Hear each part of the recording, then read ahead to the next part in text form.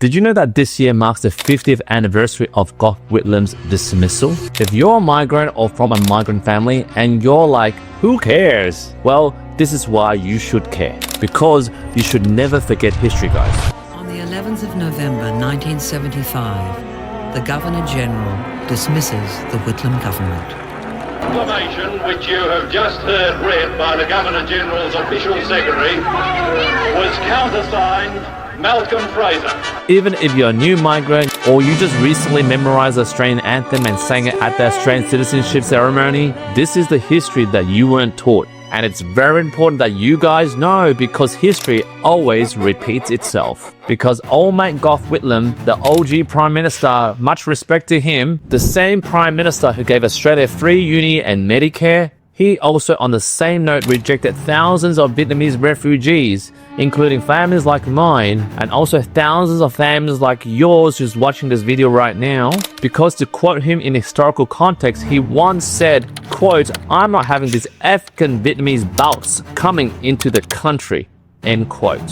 Which, by the way, balk in Aussie slang is a derogatory term for European refugees back in the days. Now, if you Google it, obviously that was behind closed doors. And I don't know whether you realize it or not, in that moment, it shaped a generation of unspoken trauma.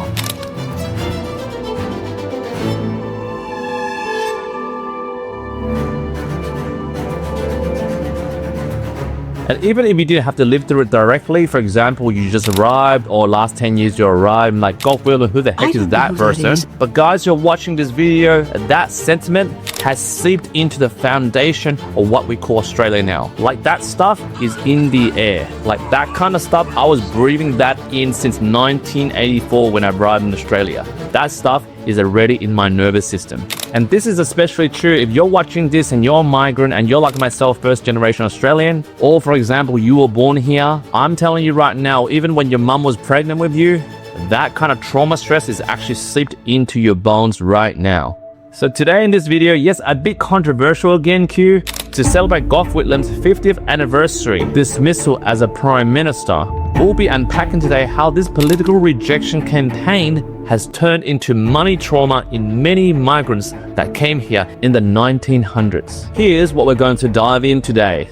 Why first-gen Aussies grew up feeling like outsiders, even while benefiting from progressive policy. How Whitlam's refugee rejection and Fraser's acceptance still echo in our financial lives, even if Fraser's motives weren't purely humanitarian. And the invisible trauma first-gen Aussies carry into adulthood, especially around money, debt, and home ownership. And how our trauma-trained nervous system still don't feel safe even when the numbers say we're okay. And most importantly, guys, how to finally heal this so that we can finally invest with confidence and without fear. So for you folks who are watching this, if you ever felt stuck emotionally or financially, then this one is gonna hit home. So first off the bat, let's start with Gough. To most of the country and also to my parents, he's a Labour God.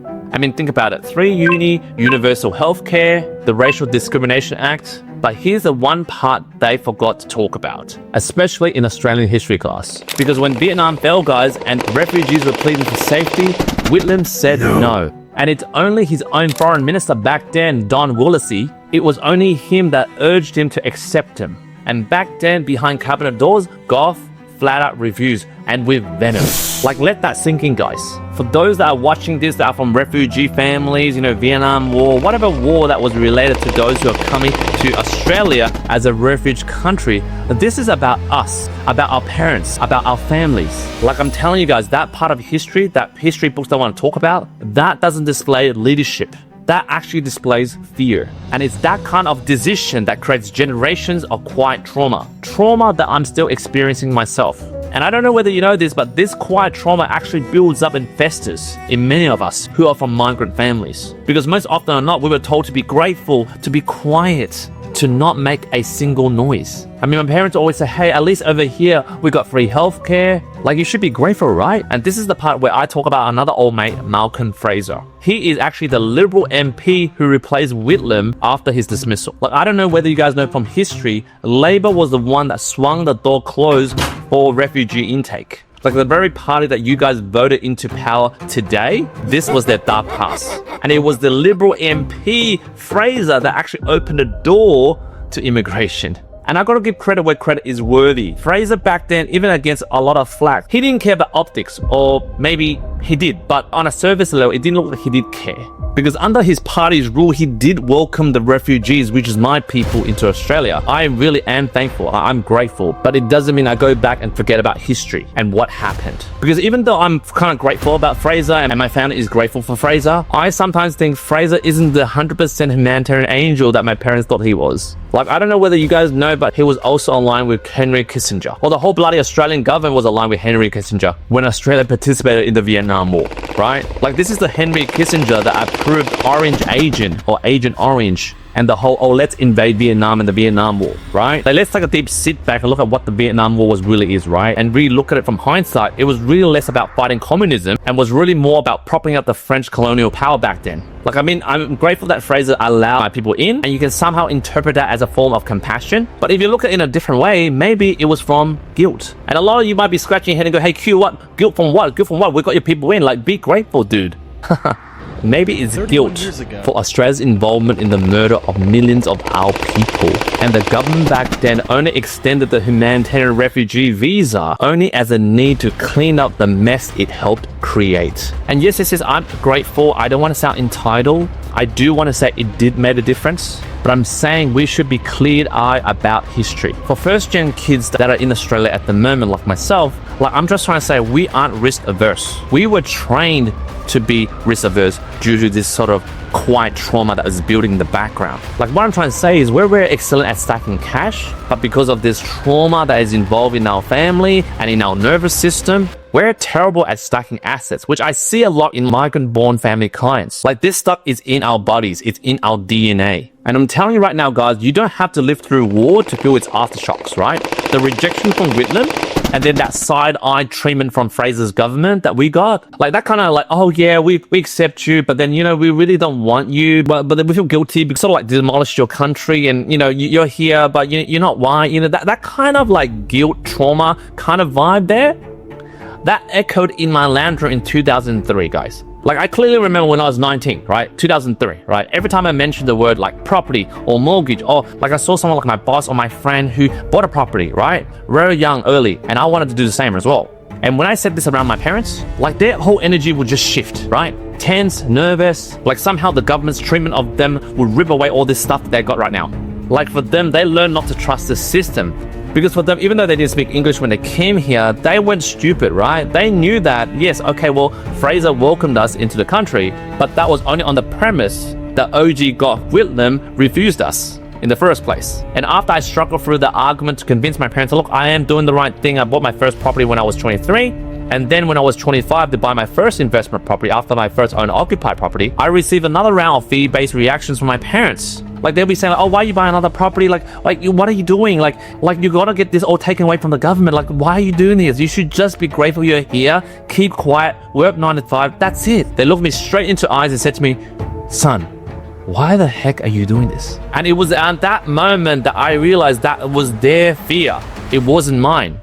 And somehow I inherited their fear. And to be honest, guys, that second property felt more emotionally loaded than my first one. Because right now, I wasn't just taking risks, I was stepping into territory my parents never ever dared to dream of. Like, to them, I was like flying too close to the sun, right? But you know what the blunt truth is? This is what happens when your family tree was rooted in both rejection and political betrayal. And my mum and dad, based on their rooted fear, they feared abundance because it feels unfamiliar. Like, somehow they confuse safety with playing small. So for folks like you who are still watching thus far, if you feel that fear still lives in you, and you're sitting there thinking, hey, well, Q, how do I actually break this pattern? How do I get out of this family-based rooted fear? I don't know whether you have a pen and paper right now, but I want you to pause this video and get a pen and paper right now. But the first thing that I did is I want you to unpack your family's origin story. I want you to, either you have your parents still alive or whatever it is that's related to your parents, maybe your brothers or sisters or siblings, right? Ask them this question. Just plainly ask them, what does wealth mean to you?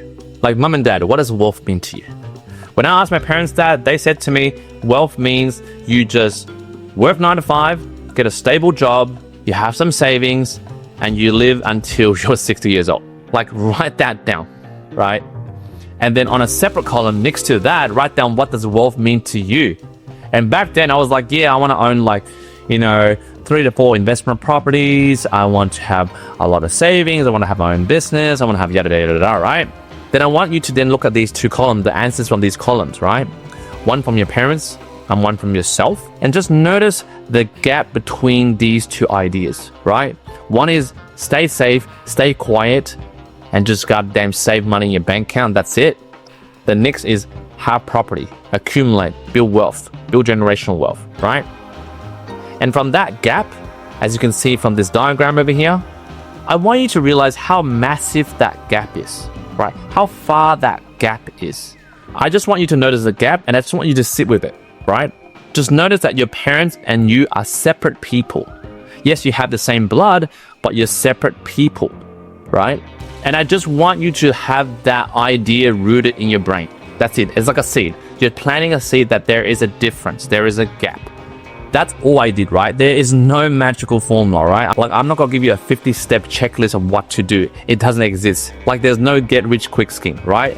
All I did was to notice that gap, and that seed will one day grow into like, oh, maybe I should read more about investing. Maybe I should watch videos like this about investing. Not obviously my videos, other people's videos. I don't care what you watch, but just know that you have a gap from what they didn't teach you.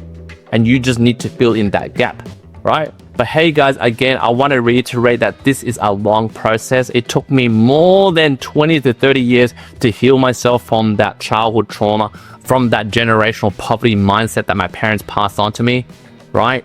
But however, for those that watch this video and it kind of makes sense to you and you do want to know more about accumulating property, I do suggest if you do want to have more of a one-on-one chat to me, like somehow my story vibes with your family story, I want you to either book a 15-minute strategy call or a 60-minute deep dive for me to design a tailored holistic lending solution for you where I can hook you up with my financial planners, my accountants, and my respected buyers agents for you to build an A-game team to build a property portfolio for you to end a generational curse in your family and fill in that gap for you to generate generational wealth. But hey, if you're not ready, just hit the like button, hit the follow button, and smash the share button.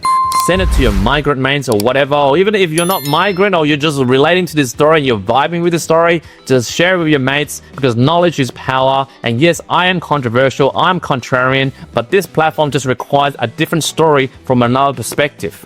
And again, I want to reiterate, I'm very grateful to be living in this country, but sometimes we just need to go back to the history books and look at it from a different perspective, because sometimes what history says in history books doesn't relate to how we're feeling, right? And sometimes when you understand history and where you come from, that is really the first step to healing your money trauma. Again, thank you for watching another episode of That Property Roast, and I will see you in the next few days.